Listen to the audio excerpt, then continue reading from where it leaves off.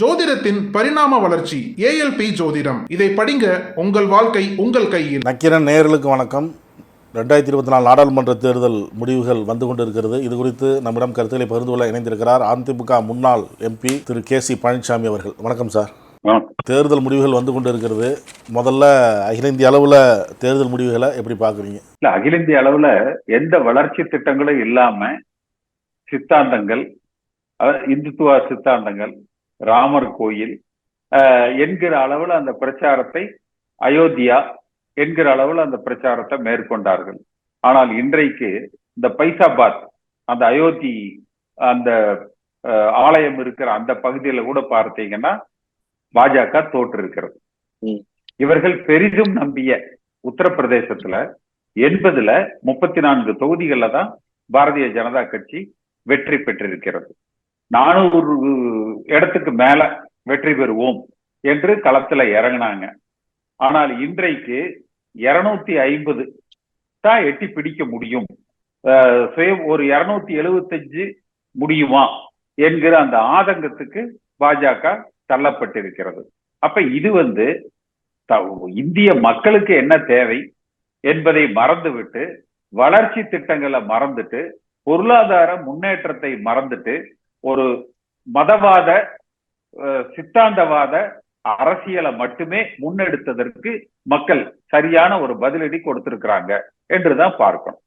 India கூட்டணி ஆட்சி அமைக்க முயற்சிகள் மேற்கொண்டு வருகிறது அப்படின்னு சொல்றாங்க. பாஜக கூட்டணியில் இருந்த கட்சியிலையும் பேச்சுவார்த்தை நடத்துவதாகவும் சொல்றாங்க. அதை எப்படி பாக்குறீங்க? இல்ல, ஒரு நிதிஷ்குமாரோ சந்திரபாபு நாயுடோ இவர்கள் எல்லாமே முன்னாடி இங்க இருந்தவங்க தானே. இன்னும் சொல்ல போனா மகாராஷ்டிரால அந்த பிரிந்து சென்ற சிவசேனா, பிரிந்து சென்ற அந்த சரத்பவாருடைய அந்த தேசியவாத காங்கிரஸ், அவர்களெல்லாம் கூட இணைவதற்கு வாய்ப்புகள் இருக்கும். அப்ப நிச்சயமா ஒரு கூட்டணி ஆட்சியாக இது அமைவதற்கு வாய்ப்புகள் இருக்கும். அப்படி கூட்டணி ஆட்சியாக இருந்தா அடுத்து வருகிற தமிழக சட்டமன்ற தேர்தலோடு சேர்த்து இன்னொரு நாடாளுமன்ற தேர்தலையும் சந்திக்கிற வகையில தான் அது இருக்கும். 1.5 ஆண்டுகள்ல அடுத்த ஆண்டு ஒரு நாடாளுமன்ற தேர்தலை சந்திக்கிற மாதிரி தான் அது இருக்கும். இந்தியா கூட்டணி இணைந்து ஒரு ஆட்சியை உருவாக்கணும்னா அது நிலைக்காதுங்கிறீங்களா? இல்ல, கூட்டணி ஆட்சி என்பது கடைசியா மன்மோகன் சிங்கோட ஆட்சி எப்படி இருந்தது 2014ல் 9 to 14 அந்த நிலையில தான் இருக்கும். அல்லது இதற்கு முன்பு விபி சிங் தலைமையிலான அந்த ஆட்சி, சந்திரசேகர், விபி சிங் அவர்கள் பிரதமர்களாக இருந்த பொழுது எப்படி இருந்தது, இந்த இதுக்குள்ளதான் நிக்கும். ஒரு கட்சிக்கு மிக பெரும்பான்மை இல்லாம வருகிற பொழுது அது போலதான் இருக்கும். அப்ப இது ஒரு மிக இழுபறி நிலையாக மட்டும்தான் இது இருக்கும். அடுத்த ஆண்டுல இன்னொரு நாடாளுமன்ற தேர்தல், அநேகமா தமிழ்நாடு சட்டமன்ற தேர்தலோட சேர்த்து வருவதற்கு வாய்ப்புகள் ஒருவேளை இருக்கலாம். ஆனா அது எப்படி யார் ஆட்சி அமைக்க போறாங்க என்பதுதான். ஆனா ஒருவேளை பாஜக தலைமையில ஒரு ஆட்சி அமைஞ்சா அது அவர்களுக்கு அந்த குறைந்த எண்ணிக்கை தான் வேணும். அதுக்கு அவங்க கிட்ட கூட சிபிஐ இருக்குது, இடி இருக்குது, இன்கம் டாக்ஸ் இருக்கு, அதையெல்லாம் பயன்படுத்தி அதை கொண்டு வந்துருவாங்க அந்த நம்பர். திமுக தலைமையிலான கூட்டணி 39க்கு 39 இப்போ முன்னிலையில் இருக்கு. அது எப்படி பாக்குறீங்க? அதிமுக ஒரு இடத்துல கூட வரல. இல்ல, அதிமுக வரலங்கிறது கூட இல்ல. 14 தொகுதிகளுக்கு பக்கமா 3வது இடத்துக்கு அதிமுக. அடுத்த கேள்வியா வச்சிருந்தோம். அது இதுதான் வருத்தத்துக்குரிய செய்தி. இத ஒவ்வொரு கட்சிக்காரங்களும் பாத்தீங்கன்னா தொடர்ச்சியா எனக்கு இப்ப செய்தி அனுப்பிச்சிட்டு இருக்கிறாங்க. அண்ணே, நம்ம தோத்தது கூட பரவாயில்லண்ணே, 14 இடத்துல 3வது இடத்துக்கு தள்ளப்பட்டிருக்கிறோம். 3 தொகுதிகள்ல கிட்டத்தட்ட சீமானுக்கு அடுத்த நிலைக்கு கன்னியாகுமரி, திருநெல்வேலி, பாண்டிச்சேரி, இந்த 3 தொகுதிகள்ல நாம் தமிழரை விட அதிமுக கீழே வாக்குகளை பெற்றிருக்கு. 4வது இடத்துக்கு போயிருக்கிறோம். இனி இந்த கட்சிக்கு எதிர்காலம் உண்டா? எடப்பாடி பழனிசாமியால இந்த கட்சியை வழிநடத்த முடியுமா என்கிற இந்த கேள்விகள் அதிமுக தொண்டர்கள்ல, அதாவது தோல்வி என எடப்பாடி பழனிசாமி தலைமைக்கு வந்ததுக்கு அப்புறம் ஜெயிச்சாத்தான் அதுல ஆச்சரியம். அதனால ஜெயிக்கலைங்கிற வருத்தத்தை விட 14 இடத்துல 3வது இடத்துக்கு போயிட்டோங்கிறது, அதுலயும் 3 இடங்கள்ல 4வது இடத்துக்கு சென்று விட்டோமே என்கிற இந்த வேதனையும் வருத்தமும் அதிமுக தொண்டர்களிடத்துல மேலோங்கி நிற்பதைத்தான் பார்க்க முடியும். இல்ல, இன்னொரு கருத்து வருது இல்ல, அதாவது ஏற்கனவே தேர்தல் நேரத்தில் திமுக வச்ச குற்றச்சாட்டு தான் பாஜகவும் அதிமுகவும் கள்ள உறவு வச்சிருக்கு அப்படின்னு சொன்னாங்கல்ல திமுக. இல்ல, அதாவது கள்ள உறவு வைக்கல. எடப்பாடி பழனிசாமி மோடியை எதிர்த்து பேசுவதற்கோ, அமித்ஷாவை எதிர்த்து பேசுவதற்கோ, இந்துத்துவ சித்தாந்தங்களை எதிர்த்து பேசுவதற்கோ, RSS எதிர்த்து பேசுவதற்கோ, மதவாதத்தை எதிர்த்து பேசுவதற்கோ பயப்பட்டார். அவருடைய பாஜக எதிர்ப்பு என்பது எதிர்ப்பு. இவ்வளவுதான். நீங்க அடக்கி வைங்க. அதிமுகவை பத்தி பேசக்கூடாது. இவ்வளவுதான் அவருடைய பாஜக எதிர்ப்பு. அப்ப அதை மக்கள் ஏற்றுக்கொள்ளல. அப்ப பாஜகவை எதிர்த்து வாக்களிக்கிறவர்கள் ஒட்டுமொத்தமாக திமுகவுக்கு வாக்களிச்சுட்டாங்க. இந்த பக்கம் திமுக எதிர்ப்பு அப்படின்னு பாத்தீங்கன்னா, இந்த 3 ஆண்டு காலத்துல திமுக ஏதேனும் பெரிய நடவடிக்கைகளை இந்த முன்னாள் அமைச்சர்கள் மீது எடுத்திருக்கிறாங்களா? இப்ப நீங்க சமீபத்துல கூட அந்த அதானி நிலக்கரி ஊழல் இதெல்லாம் பெரிய அளவுல பேசப்பட்டது. லண்டன்ல இருந்து அந்த பத்திரிகை செய்திகள் எல்லாம் வந்தது. இந்தியா முழுக்க அது எதிரொலித்தது.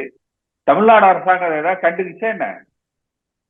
அப்ப இவர்கள் திமுகவுக்கும் எடப்பாடி பழனிசாமிக்கும் ஒரு கள்ள உறவு இருக்கிறது. இவர்களுக்குள்ள கொடுக்கல் வாங்கல் இருக்கிறது. ஏன்னா எடப்பாடி பழனிசாமி ஆட்சி காலத்துல யாரெல்லாம் கான்ட்ராக்டர்களோ அதே கான்ட்ராக்டர்கள் தான் இன்னைக்கு இருக்கிறாங்க. இன்னும் சொல்ல போனா இன்றைக்கு இருக்கிற அந்த கான்ட்ராக்டரோட சகோதரர் தான் திருச்சி வேட்பாளர். அடுத்து திமுகவில இருந்து வந்த அந்த முத்துச்சோழன், அந்த அம்மாவை தான் திருநெல்வேலியில சிம்லா முத்துச்சோழன், அவங்கள தான் திருநெல்வேலியில ஒரு வேட்பாளரா போடுறாரு.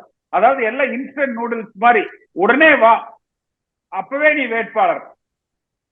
இதே மாதிரி மதுரையில சரவணன், அவரு ஒவ்வொரு இந்த கடந்த 3 தேர்தல 3 கட்சியில அவர் போட்டியிடுறாரு.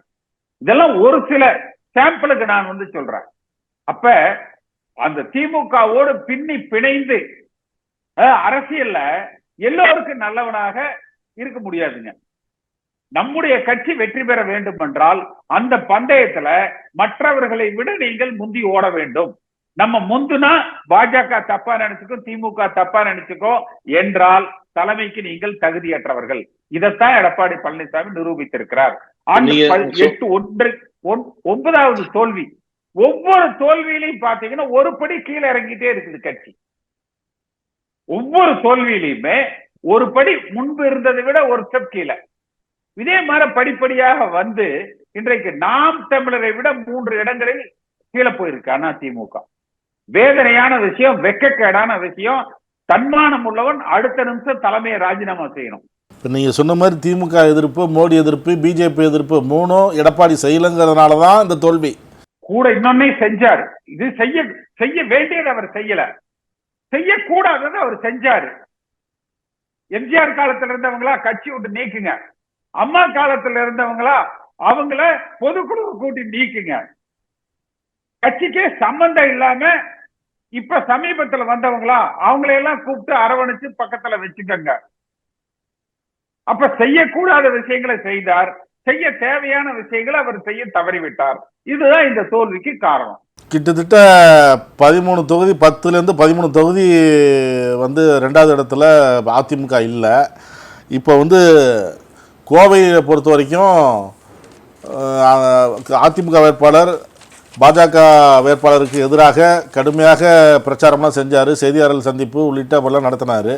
அப்படி இருந்தும் அங்கே 2வது இடத்துல அதிமுக வரல. அப்படிங்கும்போது வேலுமணி இந்த நேரத்தில் சில விஷயங்கள்லாம் பேசப்பட்டது. வேலுமணியே பாஜகவுக்கு வேலை செய்கிறாரு அப்படின்னு எடுத்துக்கலாமா? கோவை மட்டுமல்ல, ஒட்டுமொத்தமாக அதிமுகவில் ஒவ்வொரு தொகுதியிலையும் முக்கியமான பொறுப்பாளர்கள் பணி செய்யலை அப்படின்னு சொல்ல நினச்சிக்கலாமா, எடுத்துக்கலாமா? இல்ல, யாருமே எடப்பாடி பழனிசாமி மேல அவரோட தலைமையில ஒரு நம்பிக்கையாகவோ கட்டுப்பாட்டிலயோ இல்ல. அதுதான் பிரச்சனை. நீங்க இவரே முதல்ல பாஜகவை எதிர்க்கல, இவரே திமுகவை வலிமையாக எதிர்க்கலைன்னா அப்புறம் அவருக்கு பின்னால் இருக்கிற அந்த அமைச்சர்கள் எப்படி எதிர்ப்பாங்க? அவர்களும் அனுசரணையா, பாஜகவுக்கு அனுசரணையா, திமுகவுக்கு அனுசரணையா சென்று விடுகிறார்கள். அப்ப இவங்களை எல்லாம் புறம் தள்ளிவிட்டு அரசியல் ரீதியாக எதிர்கட்சி அரசியல் செய்பவர்களை முன்னிறுத்தி இந்த இயக்கம் வழிநடத்தப்படணும். அப்பதான் தேர்தல் வெற்றி என்பது சாத்தியமாகும். நீங்க பதுங்கி பதுங்கி பதுங்கி பதுங்கி சில பேர்லாம் இந்த தேர்தல் நேரத்துல பல முன்னாள் அமைச்சர்கள் இருந்த இடமே தெரியல, களத்துல இருக்கிறாங்களான்னே தெரியல. ஆனா அவங்களே பாருங்க, உட்கட்சி பிரச்சனைன்னு ஏதாவது வரட்டும், உதயகுமார் ஆகட்டும், வேலுமணி ஆகட்டும், முனுசாமி ஆகட்டும், நத்தம் விஸ்வநாதன் ஆகட்டும், திண்டுக்கல் சீனிவாசன் ஆகட்டும், எல்லாம் அந்த உட்கட்சி பிரச்சனைகளை பேசுறதுக்கு வந்து முன்னால நிப்பாங்க. ஆனா திமுகவை எதிர்க்கிறதுக்கோ பாஜகவை எதிர்ப்பதற்கோ களத்துல போராடுவதற்கோ அவர்கள் தயாராக இல்லை. களத்துல கடுமையா நாங்க பிரச்சாரம் செஞ்சோம் அப்படின்னு சொல்றாங்களே, யார் செஞ்சாங்க? நீங்க சொன்ன உதயகுமார், திண்டுக்கல் சீனிவாசன், வேலுமணி உட்பட எல்லாருமே நாங்க களத்தில் நேத்தி கூட பேட்டி கொடுக்குறாங்க. நேத்தி முந்தின எக்ஸிட் போல் வந்ததுக்கு அப்புறம் கூட கருத்து கணிப்பு, அது கருத்து கணிப்பு இல்ல, கருத்து திணிப்பு, நாங்க வந்து கடுமையாக வேலை செஞ்சிருக்கிறோம், எடப்பாடியார் கை காட்டுபவர் தான் பிரதமர் ஆவாரு அப்படின்லாம் அந்த அளவுக்கு எங்களுக்கு நம்பிக்கை இருக்குன்னு சொன்னாங்க. இல்ல, கூட இன்னொன்னு சொன்னாரு, நீங்க ரொம்ப உதயகுமாரை சப்போர்ட் பண்றீங்க.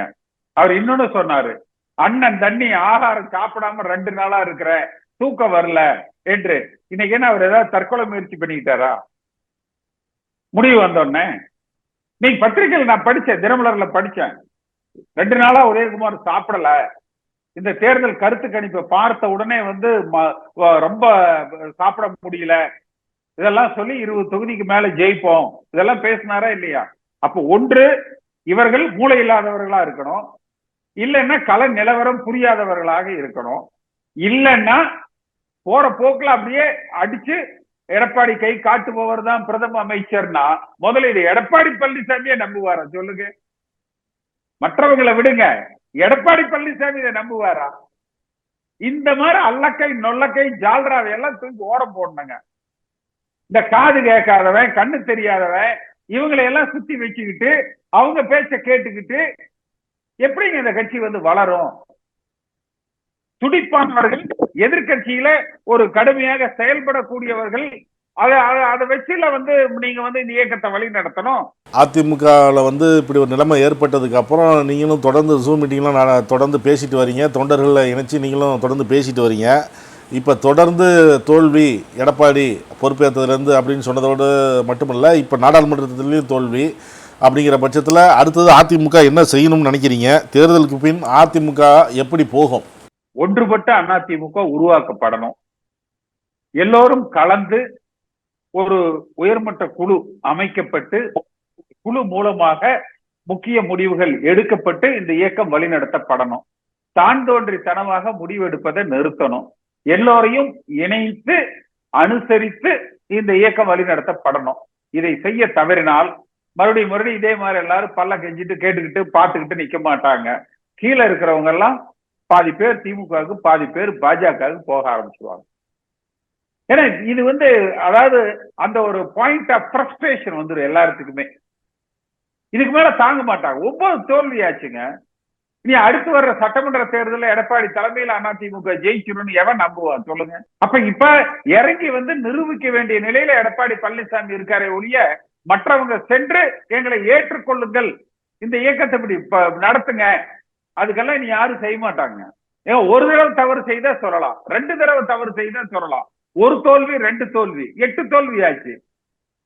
இது 9வது தோல்வி. அடுத்து வருகிற சட்டமன்ற தேர்தலில் நான் வென்று காட்டுகிறேன் என்கிற உத்தரவாதத்தை தமிழ்நாட்டு மக்களிடத்திலும் அதிமுக தொண்டர்களிடத்திலும் சொல்லணும். முதல்ல தொகுதி வாரியாக கூட்டம் போடணும், கட்சிக்காரனை பார்த்து பேசணும், கமிஷன் ஏஜென்ட்டையும் கான்ட்ராக்டரையும் கூப்பிட்டு வச்சு கேட்டு கூடாது. இந்த தேர்தலில் நின்னவங்க பாதி பேர் கான்ட்ராக்டர்ஸ், கமிஷன் ஏஜென்ட். அண்ணா சொல்லியிருப்பார் இல்லையா, உழைக்கிறவனை பார்த்து இந்த இயக்கத்தை நடத்தினோம்னா கட்சி வளரும். வர்றவனை வச்சு கட்சி நடத்தினா பாதி பேர் பாருங்க எல்லாம் தொலைக்காட்சியில, இவனெல்லாம் யாராவது அம்மா காலத்துல இருந்தாங்களான்னு பாருங்க. எல்லாம் இந்த 3-4 வருஷத்துக்குள்ள முளைச்சவங்க. இவங்கதான் ஏதோ அப்படியே எடப்பாடி பழனிசாமியோட, புரட்சி தலைவர் எம்ஜிஆரோட 72ல இருந்து பயணித்தவர்களை போல பேசுவாங்க. இந்த மாதிரி இந்த ஜால்ராவை நம்பித்தாங்க இவருடைய அந்த நடவடிக்கைகள் அமைந்திருக்கிறது. திருத்திக்கணும், இல்லைன்னா மக்கள் புறக்கணித்து விடுவார்கள். தொண்டர்கள் மனசு வச்சுட்டாங்க. விருதுநகர் நாடாளுமன்ற தொகுதியில் கூட்டணி அதிமுகவுக்காக வேலை செஞ்சிருக்கிறார் ராஜேந்திர பாலாஜி. அங்க வந்து காங்கிரஸுக்கு நல்ல டஃப் கொடுத்திருக்கிறாரு. அது வந்து தேமுதிகல அவர் விஜயகாந்த் அந்த பகுதியை சார்ந்தவர்கள், அந்த இடத்துல வாக்கு வித்தியாசம் குறைஞ்சிருக்கு. அதற்கு காரணம் மாணிக் தாக்கூர் அவர்கள் மீது கடுமையான அதிருப்தி அந்த பகுதியில இருக்கு. அதனால இவர் வந்து அந்த வாக்கு வித்தியாசம் குறைஞ்சிருக்கு. ஜெயிச்சிட்டாங்களா? இந்த டஃப் கொடுத்தாங்க, கப்பு கொடுத்தாங்க, இதெல்லாம் வந்து அரசியல்ல செல்லுபடி ஆகாது. ஜெயிச்சீங்களா தோத்தீங்களா? பன்னீர்செல்வம் ராமநாதபுரத்துல கண்டிப்பா வெற்றி பெறுவாரு, பலாப்பழ சின்னத்துல தனிச்சு நிற்கிறாரு, அதிமுகவை மீட்பார், அதிமுக தொண்டர்கள் மீட்பு இயக்கம் அப்படின்னு சொல்லி நின்னாரு. அவரும் தோல்வியை சந்திச்சிருக்கிறார். அதை எப்படி பாக்குறீங்க? தேனியில டிடிவி தினகரன் அவர்கள் நின்னாங்க, அமமுக. இதெல்லாம் அதிமுக பிரிஞ்சு நின்றவங்க தானே. இவர்கள் எல்லோருமே இவங்க அதிமுக மீட்பாங்கன்னு சொல்லிட்டு அதிமுக சம்பந்தம் இல்லாம சொன்னாரு. யாராவது அதிமுக காரங்க சொன்னாங்களா? அவர்களை பொறுத்த வரைக்கும் இப்ப மத்தியில ஒருவேளை பாஜக ஆட்சி அமைச்சா ஏதாவது ராஜ்யசபா கொடுத்தாவது மந்திரி ஆக்குவாங்களா, இல்லைன்னா ஏதாவது கவர்னர் கொடுப்பாங்களா, இல்ல ஏதாவது 4 வருமுடி வர்ற வேலைகள் செய்ய முடியுமா, இப்படித்தான் வந்து பார்ப்பாங்க. அப்ப விட்டு சென்றவர்கள், விலகி சென்றவர்களை எல்லாம் இழுத்து பிடிச்சு எடப்பாடி பழனிசாமி ஒரு படி கீழே இறங்கி இந்த இயக்கத்தை வலிமைப்படுத்தணும். அதை தாண்டி அவர்கள் வரலன்னா பரவாயில்ல. ஆனால் நேசக்கரம் நீட்டினார் எடப்பாடி, இணைந்து பயணிக்க தயாரானார் எடப்பாடி என்று ஒரு ஒட்டுமொத்த சமுதாயமே இது வந்து ஜாதி அரசியலை இவர் அதிகமாக கையில் எடுத்துட்டார். ஜாதி அரசியல் மிக அதிகம், அதனுடைய தாக்கம் தான் இது. கருத்துக்களை பகிர்ந்து ரொம்ப நன்றி சார். நக்கீரன் டிவிக்கு சப்ஸ்கிரைப் செய்யுங்கள். உங்கள் ஆதரவே எங்கள் பலம். ஆசிரியர்களுக்கு நண்பனாகவும் மாணவர்களுக்கு ஆசானாகவும் திகழும் தேர்வு வழிகாட்டி. ஒவ்வொரு பாடத்திற்கும் அனுபவமிக்க ஆசிரியர்களின் துல்லியமான தெளிவான விடைகள். CNC இருக்கு, தேர்வு பயம் எதற்கு? இது தீரன் பப்ளிஷிங் ஹவுஸ் விற்பனை வெளியீடு.